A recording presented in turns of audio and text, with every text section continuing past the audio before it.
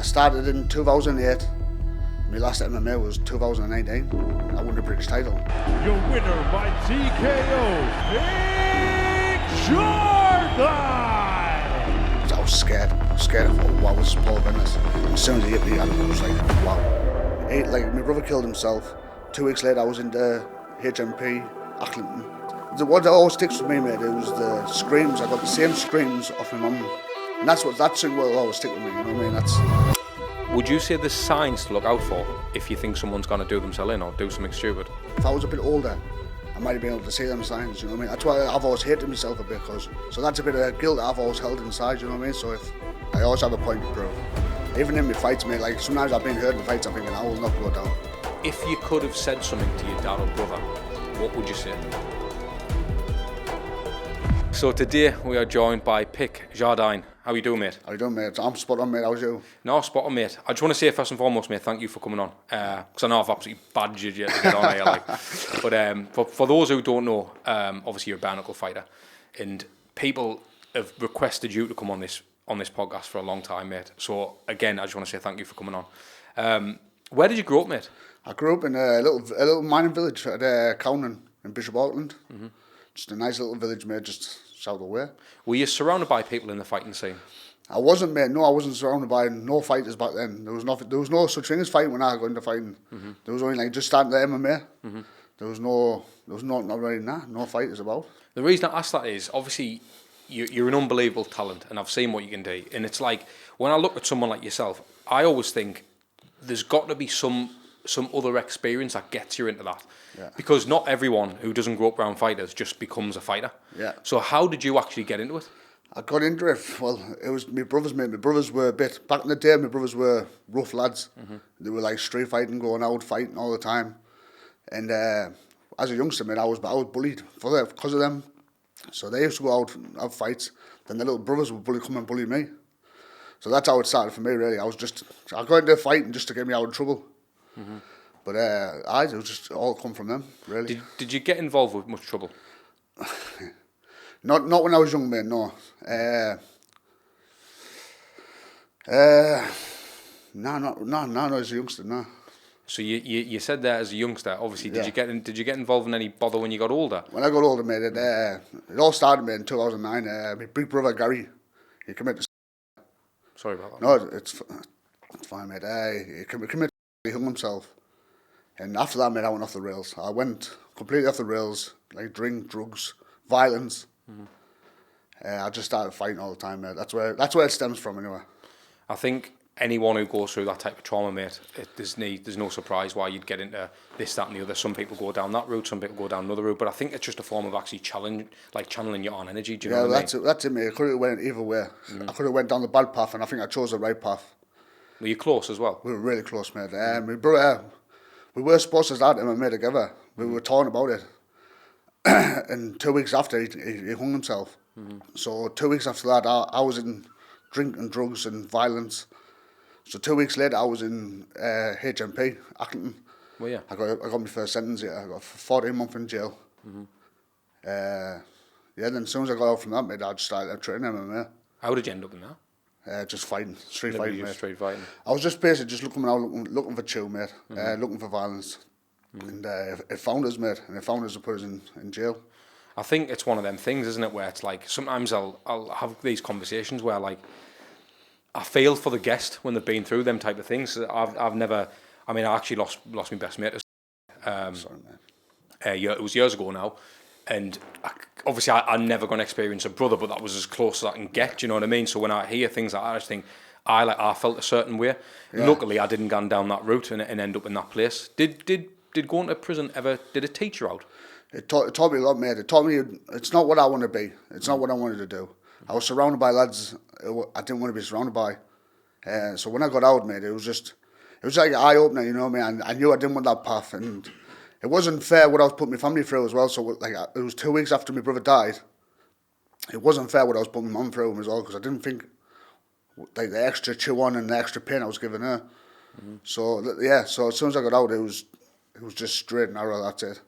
What's happening, guys? I hope you're enjoying the episode so far. If you are, please hit that like, hit the subscribe button, and press the notification bell so you don't miss another episode. Is because obviously I've never been to prison, but I know for some reason people are interested in what goes on behind them walls. Yeah. Did you see much going on in there? Oh, mate, it was awful. It was just, it was like a YO jail, so it was like all the youngsters, like, you know, like 18 to 20-year-olds, and they were just fighting all the time, just fighting and just looking for a name for themselves. They've got a point to prove, I suppose. Yeah, point to prove. Every time we were just thinking, like, why are you fighting for? You know what I mean? Just. Did you get in any chew in there? All the time. Did you? It was always Middlesbrough lads as well. Were you up for it and all, or were you like trying to get your mind right? I was up for it then, mate, because, like I said, I was going through enough shit as it was. So as soon as I got a chance for a bit of violence, I would take it. Yeah, I would just take the violence every time. And what was it like when you obviously done 14 months in there? What was it like when you come out? What was your mindset like? To be fair, mate, when I got out, I wasn't really bothered about getting out. You know, because I've been in that long, and I was used to being just doing my own thing and just. And when I got out, it was just, I don't know, just like I'll come back into the pain that I left. It felt like my mum and dad was never the same. My older brother wasn't the same, you know what I mean? So it's like I come back into a fucking, like a full, back into pain, you know what I mean? Did you feel like your mum and dad not treat you any differently after what they No, went through? they never treated me any differently, mate. But you could just say my mum's never been the same since. You know, like you just look in someone's eyes, you can see that pain. She's still the same now, mate. She's not the same as she used to be. It's funny, isn't it? Because I've spoken to plenty of people on this podcast, and and I've said it a few times, and I'll say it again with you, mate, because you can tell, and I didn't know you, right? But you can tell deep down you're a nice lad, and it's funny because you often find that sometimes good people just do bad things and get themselves in the wrong position, and obviously you've done that. Yeah. What was the turning point when you were like, right, I need to get into something? Was it fighting straight away professionally? Like, how did that come about? Did you try and get a job? As soon as I got out, my friend, my best friend offered, he was doing MMA classes at the time. And as soon as he got out, he's like, listen, you need to sort yourself out, you need to start training.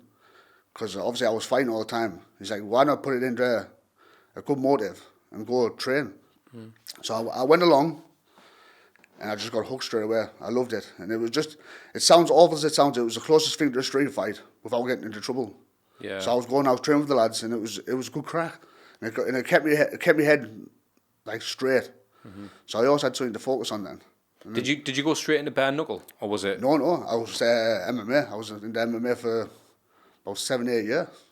Was that what you were doing? Yes, I was in MMA, Thai boxing, then, that was it, MMA. How did you find it, the MMA stuff? Oh, I hated it. Did you? I hated it. I love the stand-up. I'm a stand-up fighter.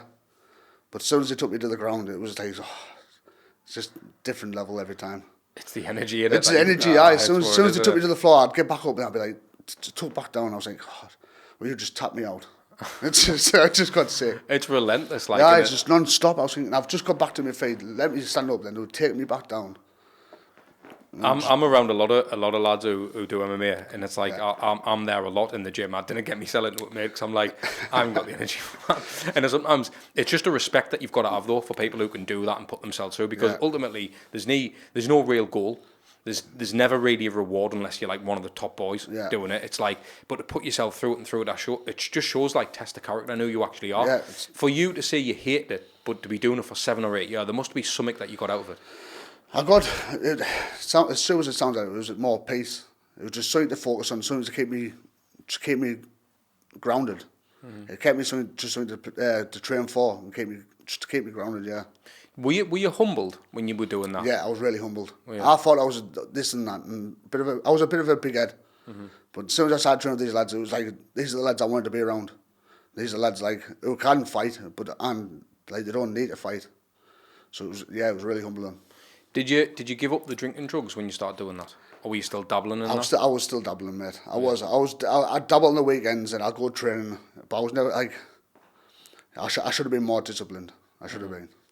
It's funny because I know that obviously we've got a mutual friend in Paul Venis, and he speaks very highly of you. He's a good lad, him, and I've seen obviously what he's capable of, and I know that you train with him now. When you came up against someone like Paul, when you're sparring with him and this, that, and the other, did you feel like there was levels? Definitely levels. Is that when you kind of... When I met Paul Venis, I was scared. I was scared. I thought, wow, this is Paul Venis. And he's like, my coach at the time was Marley Abaddon, and he said, listen, I've got you some sparring with Paul Venis. I was like, Jesus, why? So why would you get me to spar Paul? It's like spar Paul Venis. And as soon as he hit me, Adam, it was like, wow.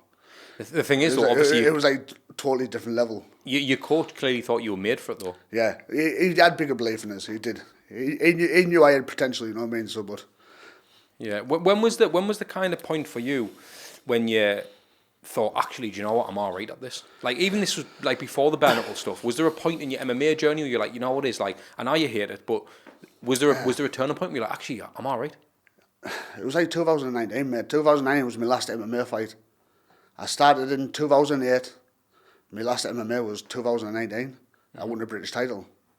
Unbelievable, that. Oh, it was brilliant, mate. It was class. But I retired after that.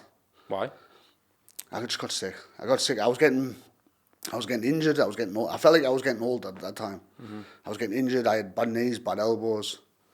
Because it's funny you say that, because you hear that quite a bit. Like, people who get to the top or they win a title and they kind of turn the back on the sport. That's what I think it was, mate. I think I was just like, I've got a title. I've done it now. That's me done. That's what I think. That's what it was, mate. I was thinking, I've done it all now. I've got a title, and that's me done. But yeah, I retired. Have you always had support from your family when you were fighting? Yeah, I have had support, but they always say, "Why are you doing it for? Like, why don't you stop?" Like that's all I've always had of my mum and dad, and that's all I ever got of them. Because the reason I asked that is, it's like, even with me doing a podcast, mate, like, I've had people in the past, or even up till now, really, you'll get people like, why are you interviewing these lads? Why are you speaking to these lads? And it's like, for me, it's something I absolutely love. I've got a business there, and I've got this that I just love doing. I actually love doing the podcast more than my own business, mate.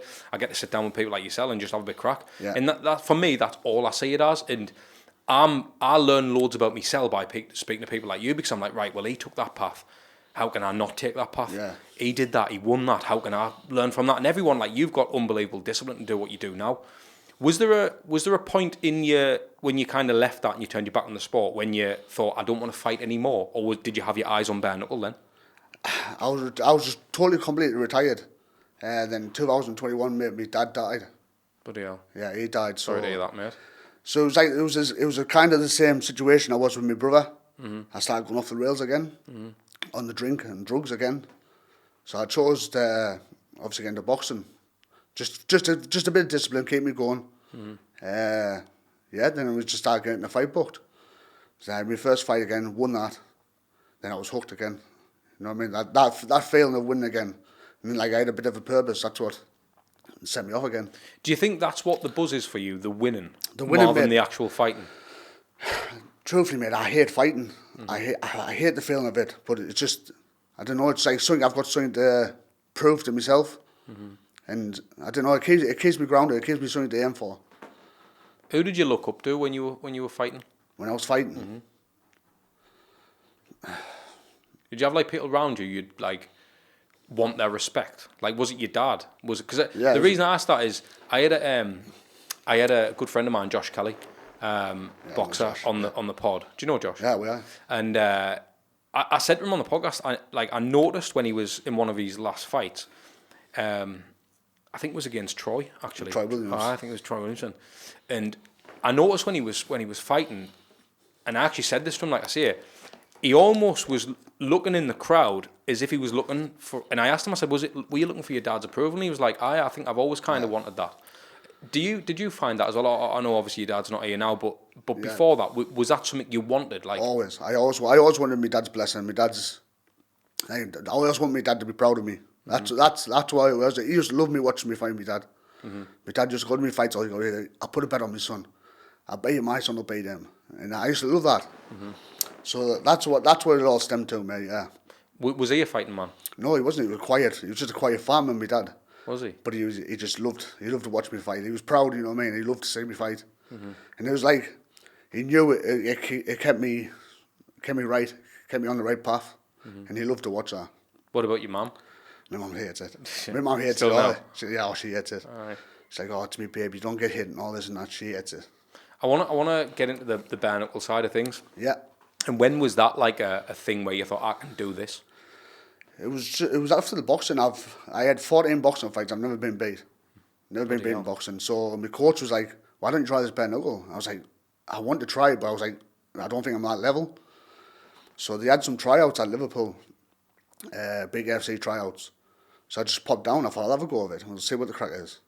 Went down, man, and I smashed it. I absolutely smashed it. And the lads who I've been watching on the big FC were all there and they were like, listen, you need to do this sport.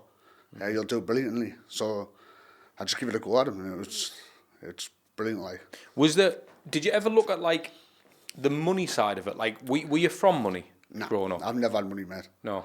And the money still now, mate. The money doesn't bother me. Like I accepted my last fight before I even knew the purse I was getting. Like it's not about money, mate. Fighting's never been about money. I've never got money from fighting.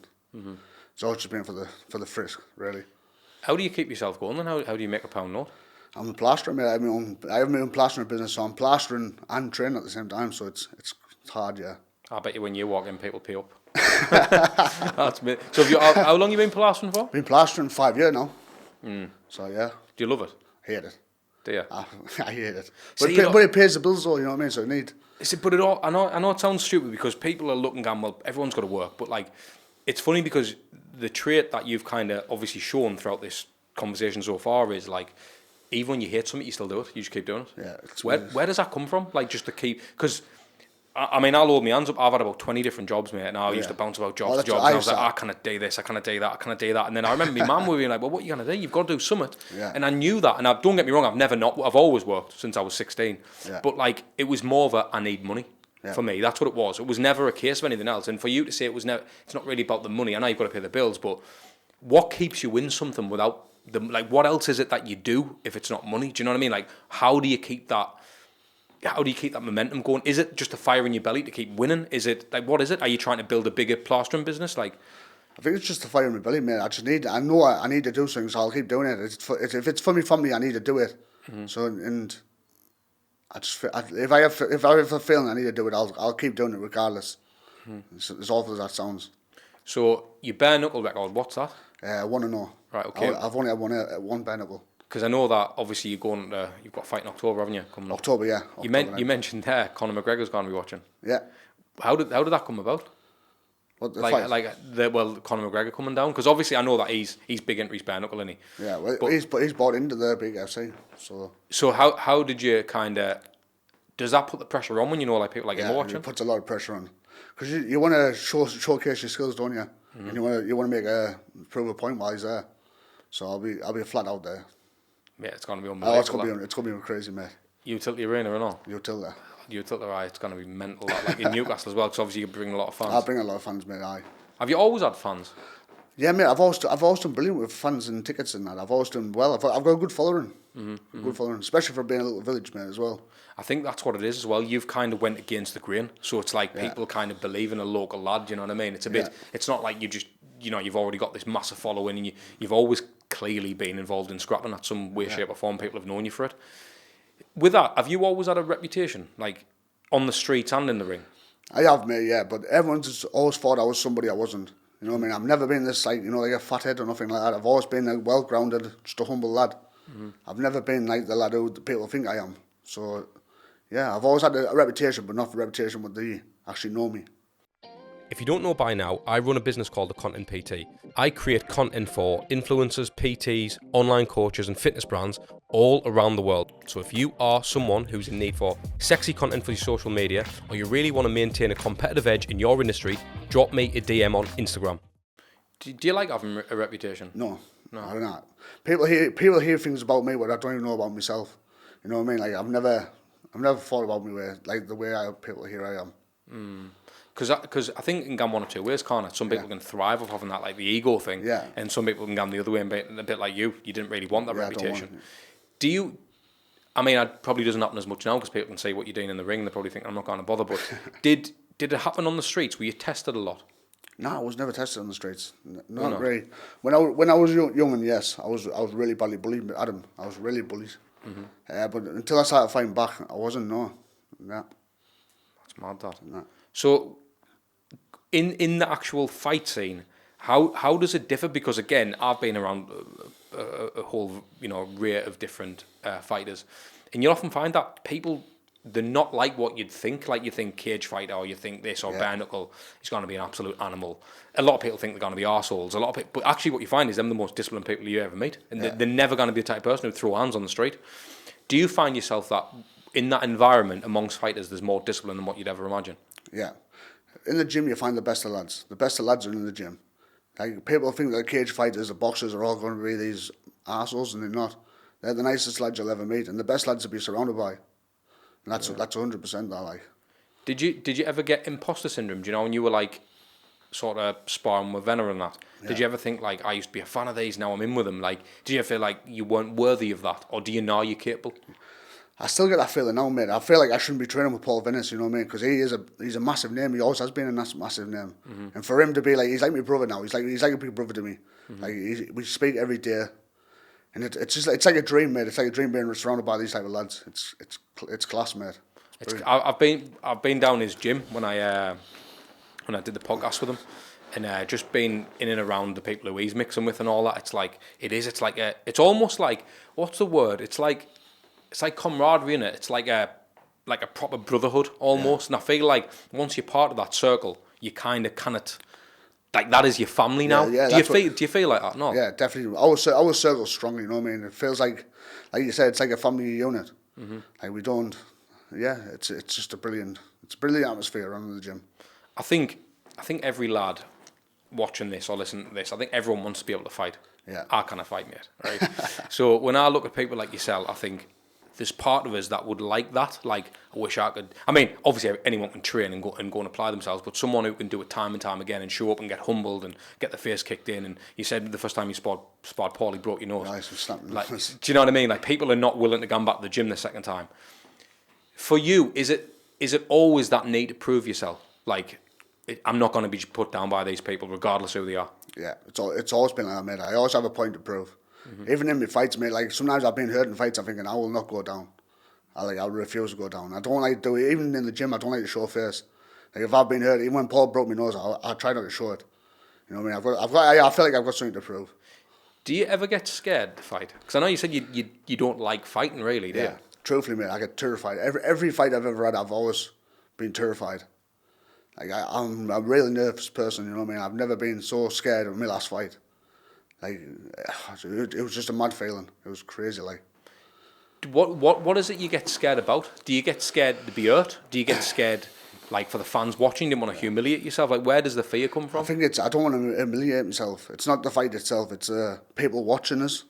Mm-hmm. That's what I'm most scared of, you know, like, my last big FC fight, I was more scared in case I got knocked out in 10 seconds, more than the fight. Mm-hmm. I was more bothered about what people would think of me. Mm-hmm. As crazy as that sounds. The thing is, though, mate, you need that fear to put on in the fight. You know what I mean? Perform a lot better when you're like that, I think. I think it's funny you say that, because my perspective is, obviously I'm not a scrapper, so it's a bit different.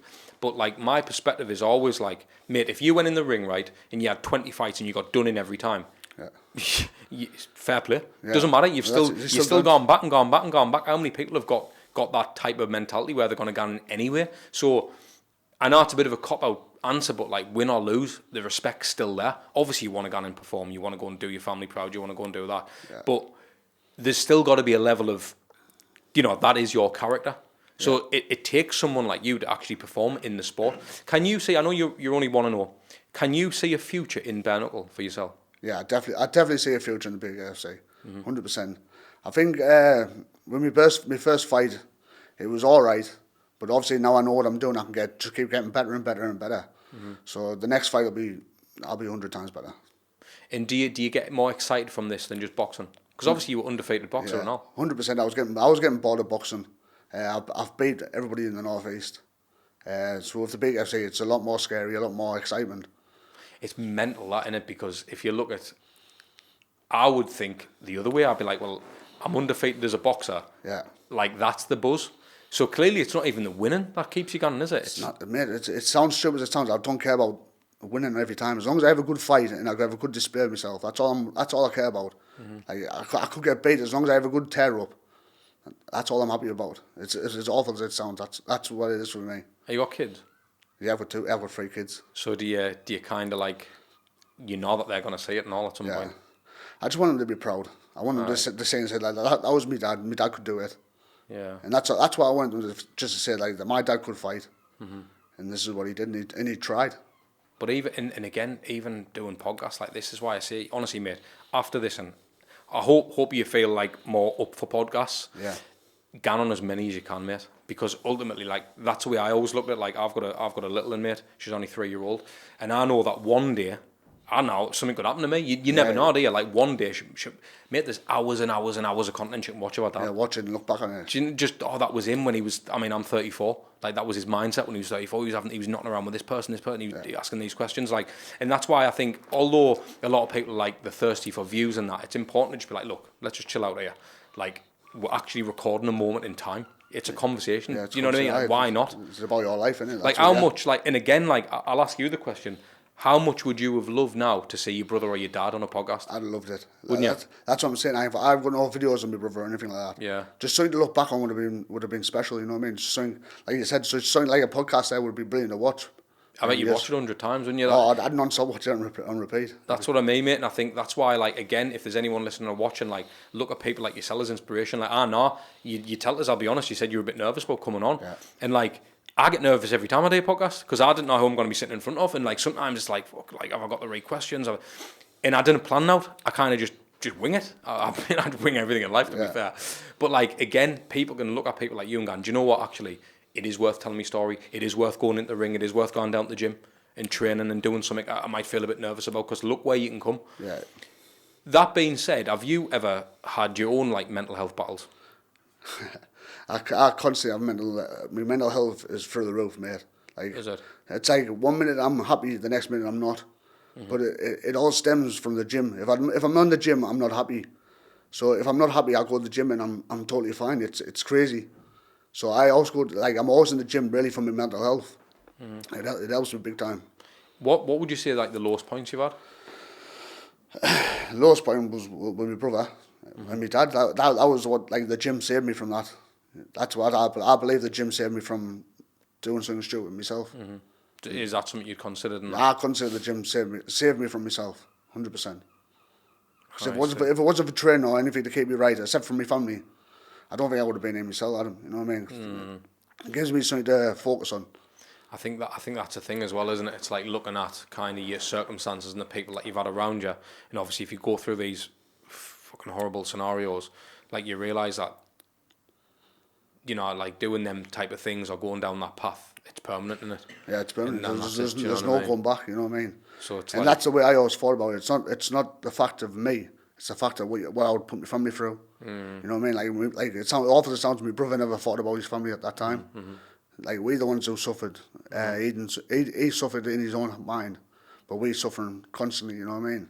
Mm-hmm. So that's the way I see it now. You know what I mean? Like, I'd rather be in the gym all the time than put my family through what my brother put us through. Do you know if someone reached out to you? Because I know when I had Venner on, like obviously you get arseholes in the comments, and you're always going to get that, mate. I get it all the time from different people and that. But, like, I've actually had, and I told Venner this. I think I screenshotted and sent them it. There's lads who reached out to me and it was like, he saved me life. Like, Venner actually saved me life. And I'm like, fucking hell, like, as much as what people might say things and this, that and the other, and, like, they didn't realise that there's people out there actually fucking struggling, like. Yeah. Like, they're actually, like, it's real life. Like, Paul Venis is that type of guy. Like, even last week, he sat me to one side. I was having a bit of problems with my mind at then. And he sat me down to one side. He was like, listen, I'm here to listen to you. And he would listen and he would tell me what was crack. Mm-hmm. And he helped me, you know what I mean? Like, he does help. He helps people, Paul Venis. So if someone did reach out to you, Pic, right, or just whatever on the podcast, or they message you or me, or, like, obviously because you've dealt with that type of trauma, knowing what you know now, and obviously we're kind of gone back in time, what type of advice could you give to someone who was feeling like on the bottom? My advice to somebody on the bottom would be just talk and get it out there. You need to talk it out and get your message over to somebody else, because a message shared is a message, like, it's halved. Yeah. You know what I mean? So you need to talk to somebody, and it's as cliche as it sounds, get yourself in the gym and work on yourself, 100%. Would you, again, because I've got my own experiences, like I say, with me mate, but yeah, would you say there's signs to look out for if you think someone's going to do themselves in or do something stupid? With my brother, there was no signs. My brother was the happiest.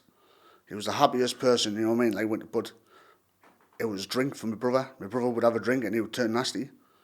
But when he was sober, he was happy. He was in the gym all the time. So it's not. I don't know. There is signs to look out for. You know what I mean? If they're just hiding away and not looking after themselves, there's probably an issue. You know what I mean? So. Because I think that's the thing as well. I know that when I've experienced certain people and certain things, like I've been like, why didn't I just catch that sign sooner? But I never knew until afterwards. I was like, all right, that's why the person was being. That's what I've been always like. Since my brother, I was like, if I was a bit older, I might have been able to see them signs. You know what I mean? That's why I've always hated myself a bit, because if I was a bit older, I would have been able to read them signs and I might have been able to help them. So that's a bit of guilt I've always held inside. You know what I mean? So if I was a bit older, I might have been able to save them. That's what's always bothered me, like deep inside. So that's. The thing is, though, mate, I mean, I don't know if you believe in God or out, mate, but you've got to look and just think, like, look what you've done. Look how you've changed your life. Look, you've been in prison. You've been obviously the lad on the streets doing stupid shit. You're not proud of it, and you've ended up in that scenario. But you've came out the other side, and look what you've managed to go on to do. And I think it's really important to think that them people, mate, they're going to be forever proud of you, mate. Yeah. And I would always say that, because I know that regardless, like. And again, I've gone back to my mate. When I found out that had happened, it's actually really funny because it's his anniversary tomorrow, and it's so funny because when I found out that, I was like, fucking hell, I was only with him yesterday. Yeah. I didn't know this was going to happen, but obviously that's to these people, and this is why it's so hard, like that, because these people who do these things, unfortunately, it's almost like, of course they're not going to show it because that's what they're going to do. Yeah. So they have to kind of mask everything up to make it look like we're all good. And that's why it's invisible, isn't it, when someone's gone through this. But I'm just trying to, like, because I know that you've been through these tragic circumstances and because you're there. And I don't think I've ever spoke to anybody who's actually been through that. And I think it's really important because I know, mate, I mean, I get messages, oh, mate, that guest was sick. It was unbelievable that I took something from that. And, like, I look at you and I think, if there's something someone can just go, fucking hell, like, I'm going to get in the gym. I'm going to do something. Because you've just said yourself, you get in the gym, you're feeling low, you get in the gym, you feel sound. Yeah. I'm the same. It's mental. And I didn't even fight her out. I just go and lift a few weights and I think, okay, I feel class. Or go for a run or do something like that. And you think, how much a bit of exercise can change is just unbelievable. How do you think you'd cope without it? If I never had exercise, if I never had training, I don't think I'd cope. You know what I mean? I wouldn't have anything to focus on. You know what I mean? So if I'm in the gym, I'm focused, I'm happy. But no gym, I've got nothing. You know what I mean? That's what it feels like. I would have nothing to focus on except my family. How old are your kids? My kids are 14, 9 and 7. Would you want them to fight? No, definitely. I don't want my kids fighting. Definitely not. But what happens if they're like, oh, Dad, like, I want that. I want the reputation. I've tried to train them when they were kids, but now they're not interested. Oh, they're not. So I wouldn't push my kids into fighting. Mm-hmm. Do you think it's important that everyone learns it though? Definitely. It's important for kids to learn self-defense, especially this day and age. With the world today, you need to have some self-defense. Like, do you again, a lad from the streets who you've been about and that, and you've seen different things going on. Do you think it's getting worse, like the streets now? Definitely getting worse. It's all the knife crimes getting worse. All the kids don't, like, nobody fights these days now. It's all knife crime, innit? So it's getting loads worse, loads. Do you think it's one of them? What do you think that the reason is? Do you think it's more because people have got points to prove? Do you think it's they're trying to get a reputation? Like, because I didn't like glamorizing crime, because I've had people who've been, like heavily involved in crime on the podcast and stuff, and they've kind of, they're getting out the other side and stuff. But sometimes I'll think, well, actually, me telling that story might actually spark someone to do it. Yeah. Like, not that that's the, but do you know what I mean? Some people might look and go, well, that was pretty cool because now he's on a podcast and he's talking about this, that, and the other. And I know that sounds mad, but you never know how people think. So I've always got to be careful because I want to send a good, positive message out there. And I know that regardless, that is not the way to go. And if someone's on that line, like, again, if you've got any advice, pick for anyone who's maybe picked up a knife or they're getting involved, they want a reputation, they want to be on the streets, like, what is that life actually about? Like, how can you dissuade them from going down that path? That life is just, it's not the right place to be for yourself, you know what I mean? It's like, I don't know, Adam. I don't know. It's just a stupid life, isn't it? It's just a stupid way to go. It's not going to bring you no reputation or nothing like that. It's just going to bring you down the wrong side of the law, straight into jail, and just have nothing on you. And when you were in prison, what type of story, like, what type of stories did you learn? Like, did you realise that this is a mugs game, this? Or did you actually meet interesting people in that? You know what I mean? Like, because again, there's that as well, isn't there? When I was in jail, it was just all mugs, mate. It was like, like little, like, young lads trying to be big men. That's what it was, like, trying to make a name for themselves. Don't get me wrong, there was some lads when I was in jail, when they were like, I was like, what are you in for? Oh, I'm in for murder. And I was like, wow. I was like, Jesus, like, I'm in a cell block here with someone who's actually in for murder. But yeah, just mugs, mate, I thought. It's a mugs game, innit? Like, in and out of jail's just for mugs, I think. Do you think you were equipped more for prison because you'd been into fighting? Or do you think you didn't need to be a fighter and you can still... Yeah, I don't think you needed to be a fighter in jail. Do you know? Because it wasn't just a one-on-one fight most of the time. It was just all gangs and lads from Teesside, lads from Millsbury, and like lads from Newcastle. They all just stick together. So it wasn't really just a one-on-one fight. No. And how did you get through your time? Truthfully, mate, I did my plastering course in jail. Did you? Yeah, I did all my plastering courses. I did my joinery courses, and I was just in the gym. I was in the gym then. I was just doing my weights and I just kept my head down. Did you have a missus or out on the outside? Yeah, my missus. When I got out of jail, she was. When I was in jail, she was pregnant with my daughter. Bloody hell. So when I got out, she gave birth. Yeah. That's crazy. Crazy, mate. That was even worse because I was in jail while she was pregnant to my first child. You know what I mean? So it was even worse. Aye, that's what I was gonna say. So like I lost my brother. My brother killed himself. 2 weeks later, I was into HMP Acklington. Found out she was pregnant. Then I got out and she gave birth. It was just crazy. Wow, man. It's just crazy, like. And then how long was it after that when your dad passed? My dad died in 2021, so about 10. Yeah, 2021. He just died in his sleep, Adam, as well. There was no signs of it, you know what I mean? He had blood clots in his leg and he died in his sleep. So there was no like warning signs. Yeah, no warning signs or nothing like that. No. Yeah, he just died in his sleep. It was crazy.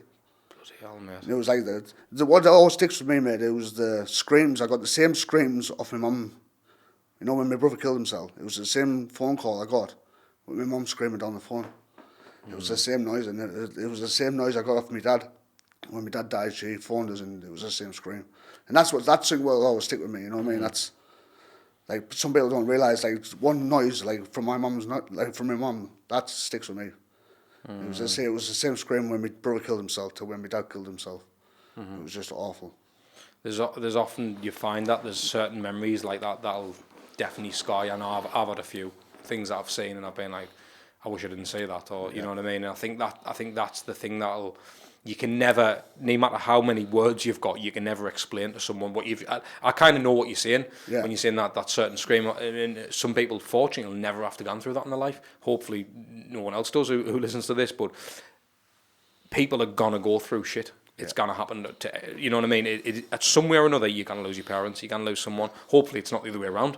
Yeah. And it's your kids before you sell. But it's like...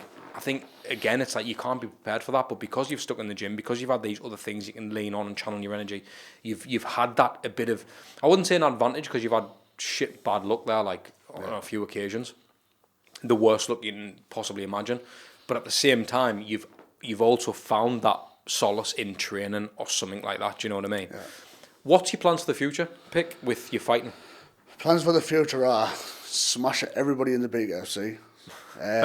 Yeah, that's my plan. Try to do the best I can in this fight, and I've got a few years left in me to try to make a name for myself in the big FC, and just be a good dad, and a good husband, and just keep smashing on. That's my plan, mate. That's all you can hope for, isn't it? Well, that's it. That's all I want, mate. It's not money or anything like that. I just want people. I want my kids to look back and just say, "My dad did it. My dad tried. My dad did it." That's all I care about, really. See, because I know that obviously you want to know it's still not a record to be laughed at because you've still made a statement. Yeah. First fight, bang. But at the same time, the first fight I fought the big FC number 1, UK number 1. That's what I mean. So first fight. So you haven't just came in. You've came in and done it. I mean, you beat the best. Yeah. So. And again, and this is why I'm saying I want to stress that it is only early days, but at the same time, you've proven your talent and you belong to be in the game. You belong to be in the position you're in. Obviously, you've got the McGregors of the world buying into the big UFC. It's going to be, I believe it's going to be that UFC. I really think it's going to be global. Have you had any, I know you're not bothered about money, but have you had any signs like if you keep doing this, mate, you you can make good money, or is it something that you haven't had them conversations? I've had signs people talking about is like, if a Pic does well, he'll go to America and he'll get some good money. But like, it's like I'm not really chasing the money at him. I don't really chase the money at all. I want people to say, oh, like, Pic can fight, oh, you can do this, you know what I mean? But they already talking about it in America. So if I can keep doing well, maybe the money will come. So mental. It's that, mental. How old are you? 34. 34. No, 33. 33. I'm 33, yeah. Now I'm older than you. It's mad, mate, and you gone to America and all that. I hope so, mate. If everything goes all right, this I can go to America. Mate, God willing, I'm sure it will. It'll happen. I hope so, mate. You've got everything about you. You've got the traits. You've got the mindset. You've got the right people you're around. You've got Paul. You've got all these lads who you touch base with every single day. Why wouldn't you? Yeah. Really, if it all guns that way. Have you ever had any on your journey, even up to obviously BKFC? Have you had any people reach out to you where you thought, bloody hell, I didn't know they knew who I was? Because I had who did I have on last? Oh, have you heard of Shamrock? He's a MMA lad. Ken Shamrock. No, he's called Shamrock. Shamrock. I trains with like Paddy the Baddy and them. Oh, no. At Next Gen in Liverpool. Well, anyway, he was like, like a few rappers have reached out to us and this, that, and the other, and he was like, it's mental the fact that people are noticing him. Yeah. Have you had any of that? Because obviously Big FC, it's still like in its early days, but it's still quite big. Like everyone who I know who it is, and a lot of people who I know who you are. So when I was telling that, like I said exactly the same thing to Shem. I said, me mate, when I told them you were coming, I'm like, fucking how are you getting him on? I was like, well, obviously I had Paul on, he knows him, and da-da-da. But like, they know more about that than what I did. So I was like, fucking hell, is he that big? Like, they're like, he's gonna be a fucking beast, him. And they've all said the same. So it's not. But obviously, I just sit down on podcasts. I didn't really look too much into that. I'm just like, see what he's like as a lad. Let's have a crack and go from there. And what you'll find is actually, like even me sitting down with you, I'm like, I can tell the scope. I can tell you your vision. I already know. Yeah. And again, like I say, I hope everything goes the way you want it to. Is that ever happened for you? Has anyone recognised you? It's just on Instagram, mate. I get like random high level fighters following me. I'm thinking, wow, like these lads are following me. I can still remember when I went for the tryouts, the big FC tryouts. You know Danny Christie? Mm-hmm. I went up to him and I said, all right, Danny, how you doing? All right, big mate, how you doing? I was thinking, how does he know me? It's like, I'm a big fan of Danny's. I always have been. I was thinking, how does this lad know who I am? He's like, oh, watch some of your fights and I think, that's crazy, that. Like high level lads I've watched fight. Like, know who I am. I think that's just crazy for me. Danny Christie's an absolute beast and all. Machine, mate. Absolute machine, Danny. I look at him and I think, like he's tough, him, like. Yeah. Well, even before he got famous on the Big FC, mate, I was a big fan. Mm-hmm. Like, Danny used to put videos on Facebook, like having these little rants and that. I think, lad, he's mental, him. Like, I was a big fan straight away with Danny. Same with Paul Venis. I was a big fan of Paul's before I even met him. Mm-hmm. Like, I grew up watching Paul Venis, like, fighting these Thai boxing shows and everything like that. Mm-hmm. And it's just crazy, man, how they know who I am now. What do you think about? It's funny because you mentioned Danny. Obviously, I think he's a good lad. I've never actually met Danny. Yeah. I know he knows Paul and that, doesn't he? Do you know him now? Well, do you know? I would go train for mine. I want to actually get him on the show. Should do, mate. Because I've seen a couple of pods he can talk as well. He's like Paul that just come off the top of his mouth. And he's got some good crack. Class what do you think of all like the YouTube crack? Like, all the YouTube beef and the bits and back and forth. Obviously, I'm not to do with it, but I'll look at it as a spectator and I'm like, because I just find it entertaining. I can't lie. I watch the scraps and that. You'll sit and watch it, won't you? It's mint. I reckon, genuinely, Danny could sell out massive shows on his own. What do you think of all that? Because it's a weird corner of the world, isn't it? Like the YouTube scene, like it's bullshit, isn't it? The YouTube, you watch the YouTube, all the back and forths and all that, but you've got to see the other side of it. It's for views and all this and that. But I couldn't be arsed with all that shit. So if someone called you out, would you not get into it? Nah, I wouldn't entertain it. I wouldn't be like, I'm not a good talker. You know what I mean? So I couldn't be asked with all them videos back and forth and all that shit. I don't know. You keep saying you're not a good talker. Like you can have a bit of crack though. You can like, and I think that's what it's about. I think because I kind of even with like the influencer boxing. Yeah. Initially, I didn't like it. I wasn't a fan of it, and then I started getting into it a bit. Then I started working on a few of the Misfits cards and this, and I was like, fucking hell, like, and I've said this before, like. Someone was like, who did I speak to? And he changed me. It was Davey Grant. You know Davey Grant? Right, that was one of my first MMA coaches. Was it? Yeah, so Davey Grant, he's been on the pod. And I said to Davey, I was like, I know, mate, but these have just got followings and they're getting big paydays and they've never had a fight in their life. And he said to you, you know what it is, the lads? I was like, what? He went, you've got to remember these lads have spent their life building a following. Yeah. So you can't take that away from them. Some people have built their life fighting. But they've built their life building a following. They've spent years and years trying to get a big Instagram following. So are you willing to do that? Well, no, then you can't take it away from them, can you? Yeah. And that's why I started to appreciate it then. It's same as a YouTube thing, like, no, deep down, it's just a bit of crack, it's entertainment. Obviously, it can come with some dodgy bits and all, like violence, and things can get a bit out of hand. But at the same time, for anyone who watches them corners of YouTube and stuff, it is just a bit of banter. Like, it can definitely get more personal, get a bit deep, probably get a bit too far. But at the same time, people have got to understand YouTube's a business. Yeah. A podcast is a business. It's all a business, really, when you look at it. Anything. Same as fighting in itself. Like, I know, again, you get people like yourself who's an anomaly, really, because not everyone... I know that a lot of people who fight want the money. Like, I know they do. Yeah. They'll tell us personally, off camera, like, the money's what I'm chasing, mate. Like, if I've got it's prize fighting. If I've got to fight this snack I'm going to do it. But then on the flip side, you get people like you, like, I just love the fight. And that's the... I remember having do you know who Colin Fletcher is? Yeah, I think so. Aye. So I remember having this conversation with him years ago, and he goes, mate, he just goes, you know what, I don't give a shit. I love it. I just love a fucking scrap. Yeah, I believe it as well. He didn't give a shit. And I was like, what a lad. I was like, he used to paint his face and that. Yeah, and come out with clown masks. He just loved the crack, the entertainment, the fighting. He just loved, like... He would be happily to go in there, and if he got done in, he wouldn't be asked. Yeah. He'd be like, I just love a fucking tear up. And that's when you say, that's fighting. That's real. When it breaks down to it, it's a poverty sport, really. Isn't it? Yeah, it's not for money. Nah, you kind of think of it like, but I think now it's more predicated on social media following, racking views up. Would you ever lean it, not the YouTube stuff, but I know that you've got a bit of a following on your socials as well. Would you ever consider leaning in more into that, like maybe he's doing something to do with coaching or building a follow-up and helping people or offering an online course or out like that? Yeah, of course, I would definitely consider that. Yeah, just to help people, you know what I mean? Like, I like to do something for mental health, you know, like something to help people towards that. That's why I'd be interested in something like that. Because again, I know you're not doing it for a money purpose, mate, but I would strongly advise you, Pic, because you've battled some serious things. Undefeated as a boxer, you've got a lot to give people. Like, a lot of people, if they had you in their corner, they could do a lot of things in life. And I think, like, people didn't realise that. I know from a business point of view, you could make a lot of money doing that. Yeah. And it's definitely something, I mean, I'm not saying take it away from your BKFC because that's your goal, but it's definitely something you should consider, because I know that there's people who'd, mate, if someone wants your time, I know you're probably the type of lad who just help them for now. Just give me it. But mate, you're taking time away from yourself and your kids and your family. You know what I mean? So why not? Like, it is definitely something you consider. And I just think going forward, maybe, you know, at the end of your BKFC, I mean, you're 34 now, I don't know how long you want to be fighting for. Is that something do you know in your head? No, I don't know, just to the point where I can't do it no more, Adam. You know, like, as soon as I can't do no more fighting, that's when I'll stop. I could be 40, I could be 50, I don't know yet.